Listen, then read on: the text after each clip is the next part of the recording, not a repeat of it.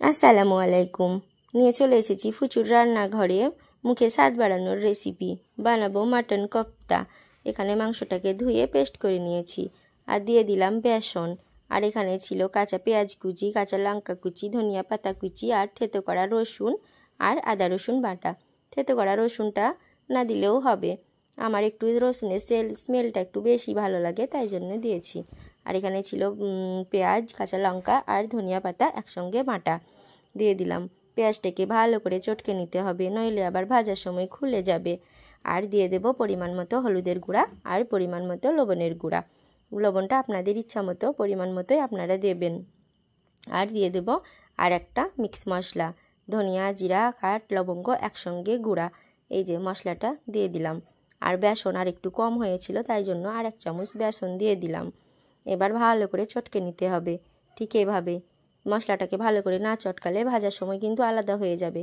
আর বেসনটাকে দিতেই হবে, না দিলে মাংসটা ভাজার সময় খুলে যাবে। আর সাদা তেল দিয়ে এবার মিষ্টির মতো গোল গোল করে নেব। আপনারা আপনাদের সাইজে ঠিক মতো বানিয়ে নেবেন। আমি ঠিক মিডিয়াম সাইজের গোল করে নিয়েছি।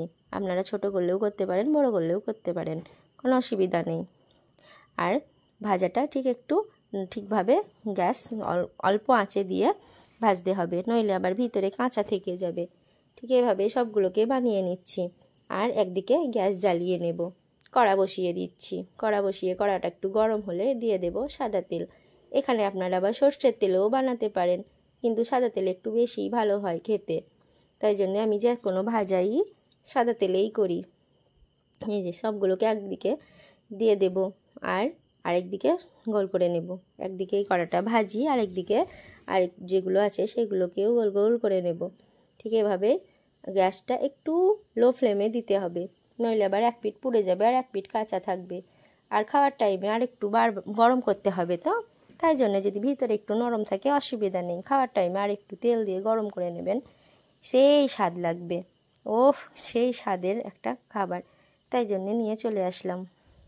আর সবার রোজা কেমন কাটছে? আলহামদুলিল্লাহ, আমাদের রোজা তো ভালোই কাটছে। ঠিক এভাবেই সবগুলোকে ভাজা হয়ে গেছে আমার। এই যে রেডি হয়ে গেল। থ্যাংক ইউ সম্পূর্ণ ভিডিওটা দেখার জন্য। সবাই ভালো থাকবেন।